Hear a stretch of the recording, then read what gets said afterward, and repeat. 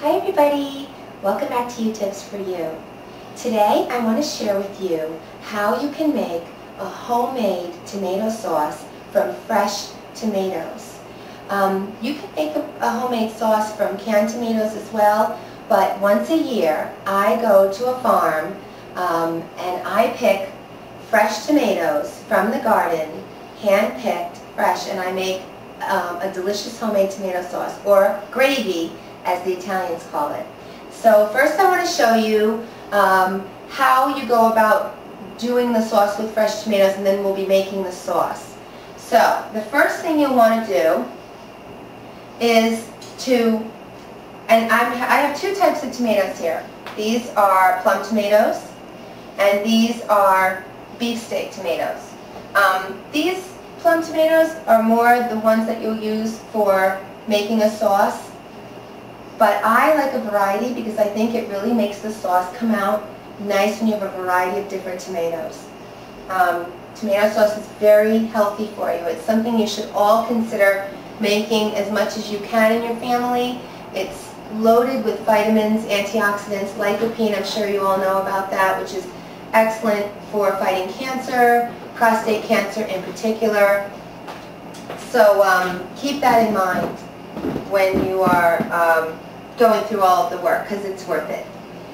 So the first thing you're going to do is you're going to grab one of your little tomatoes and you're going to make a cross across the stem end and across the bottom. So you're going to cut into it a little bit like this, and you're going to make a cross. Okay? I'll show you another one.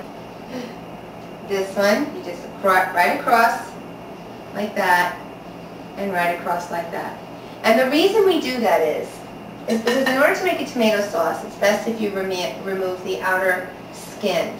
So I've got a pot of water boiling here on my stove. I turned it off for the time being, and that's my fan. When it comes to a full boil, I'm going to start dropping the tomatoes in one by one. And I'm going to probably let them boil for about 2 minutes or so, 2 to 3 minutes. I'll watch it. And when I see that the skin starts to become loose off of the tomato, and so I can easily peel it right off, that's when I'll start taking them out of the hot water with a slotted spoon. And that's the best thing to use because, you know, it's boiling, so you just kind of scoop them out and you put them on a plate and let them cool. And when they're cool enough, you start to peel off all of the skin. And that's a good time to use your latex or vinyl gloves, as I spoke about in my last video, so you don't get all the tomato stuff all over your hands, because it really does start to itch. So while you're waiting for your water to boil, I've now scored all of my tomatoes, given them a cross on the top and a cross on the bottom. What you can work on is the other things that you're going to be doing things you'll be putting into your sauce. And you'll peel your garlic, and that's to taste. I like to cook with a lot of garlic. My family loves garlic. Garlic is very healthy for you. If you peel garlic and let it sit for about 15 minutes, you actually get the same nutritional value from the cooked garlic that you would from the raw garlic as far as immune fighting benefits. Okay, our water is boiling. Hopefully you can hear me through this fan. So I'm going to bring first the pot of my plum tomatoes over, and I'm going to gently in the beginning, since it's a big pot of water, lower them in on the spoon so that they don't splash up and hit me with boiling water. So just lower them in like this, and I usually will put enough in to cover the surface of the water. When they first go in, they're going to sink, and then they're going to come back to the surface. And you just watch them. Again, make enough sauce that you can handle. Sometimes I make so much that I actually freeze some and have it for several months. This year I didn't do that. The crop was a little light, so I had to really search to find some really good ones. If you want to come in closer, you can see what they look like. They're just floating in the water, and we're going to leave them there like that. The water's going to come up to another boil, And then slowly but surely the outer skin is going to start to cook off and to peel off. And some more interesting facts about tomatoes. When you cook tomatoes, the cancer-fighting and immune-fighting lycopene that I talked about earlier actually gets released when the tomatoes are cooked. So cooked tomatoes are much more beneficial to you health-wise than raw tomatoes. And we all love raw tomatoes. I love them all. I'm going to cut up some of those, put a little apple cider vinegar, a little salt, maybe a little onion, some fresh basil, which I pick in my garden, and you can do that too. Just get a basil plant, find a sunny spot, plant it, and it'll grow up this high for you.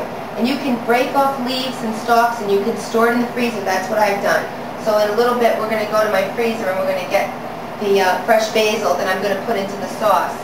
And when you cook the sauce is 1.5 times higher in lycopene than eating just a plain tomato. So you should have at least 2 meals a week if you can, which have tomato sauce in it, especially if your children don't like to eat vegetables. Having them eat something with tomato sauce is a great way to sneak the vegetable in because you're getting all the benefits. And these are still boiling, so we're going to come back when they're ready to be taken out of the water, and I'll show you what that looks like. Okay, so I've taken some out of the boiling water using my slotted spoon, and then I put some more in. So, you know, you have to kind of go back and forth watching. These are still, I'm working with the Roma tomatoes, the plum tomatoes.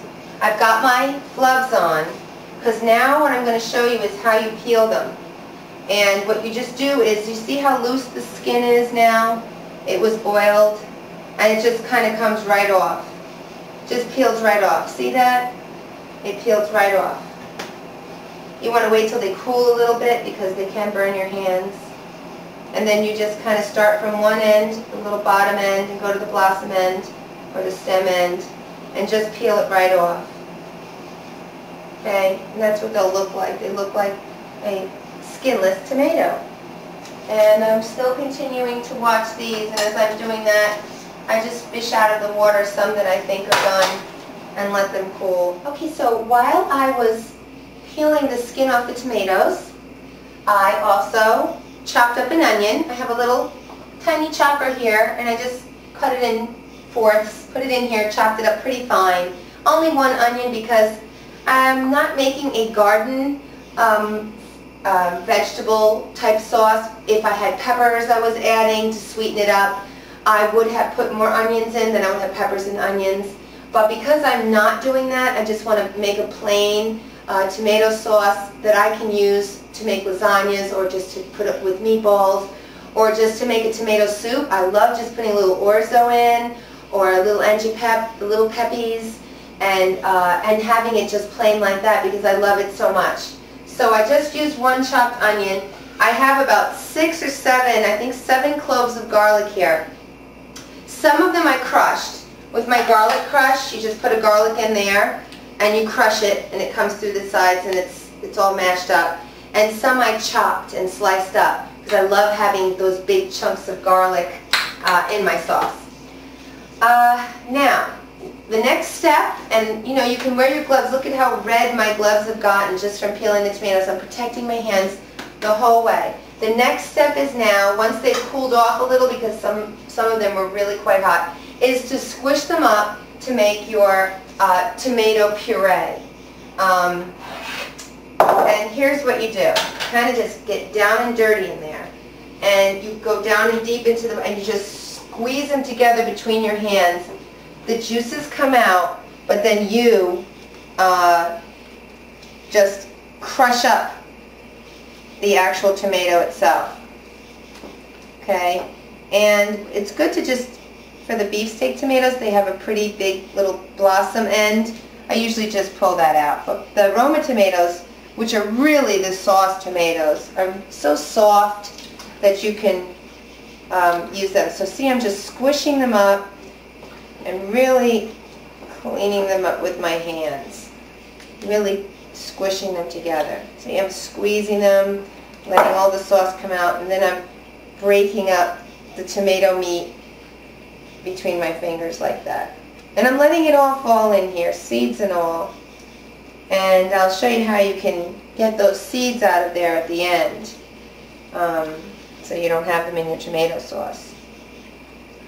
You just keep doing that with all your tomatoes. You squish it down to a puree. Now I want to show you how you can remove some of the seeds. I like my tomato sauce chunky with the pieces of tomato in it. I like it that way, so does my family. If I were going to make just a sauce without the chunky tomatoes in, you would use a tomato seed and skin remover.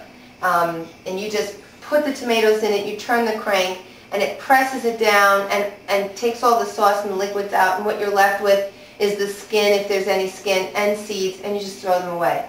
But since I'm not doing that and I don't have my tomato strainer, my mom has it, I'm going to show you a different way. I'm just using a regular colander, and I've already started this process, which you know you'd use to drain pasta. This one's by Farberware. Just put it in a pot. I'm going to take some of my pressed, squashed up tomato sauce, and I'm going to put it in there. I'm going to take my big slotted spoon, and I'm going to press. You can see that. I'm pressing it into the holes. It doesn't take very long. You're mashing down the tomato, and what's coming out on the other end eventually mostly is all the liquids and mostly the seeds. Most of the seeds will drop through these little holes. And then there's one last step that I do to make it so that you get the seeds out. So just keep pressing it like this, mashing it up. It takes all the fluids out. And the seeds, most of them, I would say, 90% of the seeds are falling through the hole. I pressed it down to about this much. I'm putting it in my finished bowl because I'm going to use this. There aren't many seeds in there, just a few. The majority of them have floated down into this liquid. So I want to remove the seeds from this liquid juice tomato sauce because I want to use this. Okay, so what I'm going to do is I'm going to get my fine strainer, and I've already used it before, so you can see I've got tomato sauce in it. I'm going to put it in my finished bowl, and I'm going to pour that mixture into the fine strainer. Okay? Then I'm going to use my spoon again and just stir it around. The liquid sauce is going to go through the fine strainer, and eventually what's going to be left over are all the seeds, and then you just discard the seeds. Okay, see all those seeds? Look at all those seeds. Get rid of a lot of seeds that way. I'm just pressing through every last little bit of sauce. I don't want to waste my sauce. I only want to have seeds left over. You can always be your own strainer here. I do this with flour too when I bake. It always comes out nice. Then you just throw them away.